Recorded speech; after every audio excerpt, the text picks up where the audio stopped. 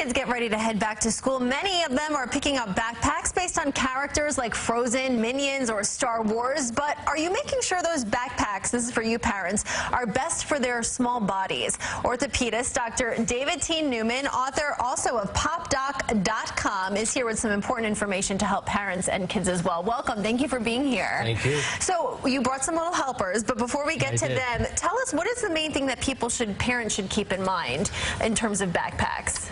I think size matters. I think that the backpack itself should not go past the waistline, or almost to the waistline should be a good size. In addition, there's some features of backpacks that make it easier for the kids to carry it around and maybe less chance of pain. Because what are the implications if you aren't wearing a correct backpack? Well, there's several. Mostly it's either up in the neck or down in the low back. So if you wear it on one arm, you tend to put unbalanced stress on your body, and that can lead to low back pain. It also puts extra stress along the neck musculature. So when you wear it with two, it's more evenly centered on you. In addition, when it's higher up on your back, it's more supportive than it is lower. We have some examples, so let's start with them so we can show people what exactly you're talking about, right? This is Beatrice, right?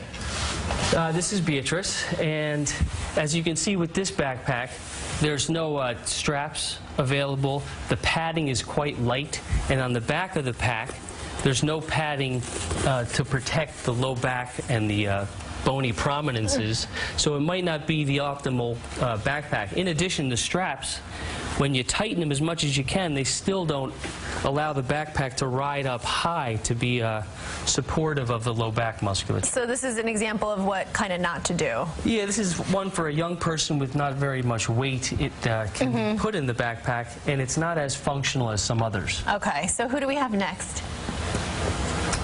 So this is Liza, and this backpack's a little bigger, and as you see, the center strap here can help bring the weight more towards the center of the body. In addition, the straps are padded, and the back of the pack itself also has some padding in it to protect the bony prominences. And you're allowed to wear, she's able to wear it high up here because these straps allow to shorten the backpack straps. In addition, it goes about to her waistline, so that's an appropriate size for her. That's an appropriate size. So if you're putting books in there and it goes way below, that's something that parents should watch out for. That's something to worry about. And the book should go in the bigger book first, and then the smaller ones towards the outside. The closer it is to your low back or to your body, the more stable and secure it is. Gotcha. And the weight of the backpack contents should be no more than 10% of the body weight. No more than 10% of the body weight. Yes. Okay, and we have one more backpack to show. Thank you. So as these backpacks get bigger and as the people get bigger, this is May, they offer a strap that can go around the waist, and that can help keep the contents close to the low back. So kids often run and jump with their backpack on. So the more secure it is towards their back, the less chance that the neck and upper back musculature gets strained. What about the messenger bags that we see kids wearing across the shoulder? Thank you so much. We appreciate it. So a lot of the messengers are full grown, which means their bodies are done growing, their bones are done growing, their musculature is developed, so that's okay for a temporary daily thing. I think with young kids, they need the two straps. The two straps, and wearing it symmetrically, it's really helpful. And while we have you here, because you're also trained, of course, in sports medicine, and so the school year, of course, brings a lot of other injuries as well. So what's something else that parents should keep in mind to keep kids healthy as they head back to school? Well, I believe in preventive orthopedics, and that means doing your daily repetitive tasks in a fashion that doesn't hurt the body or the joints. So when someone carries a book bag to school 180 days or so a year, they got to wear it correctly and have the appropriate I guess, usage of the backpack.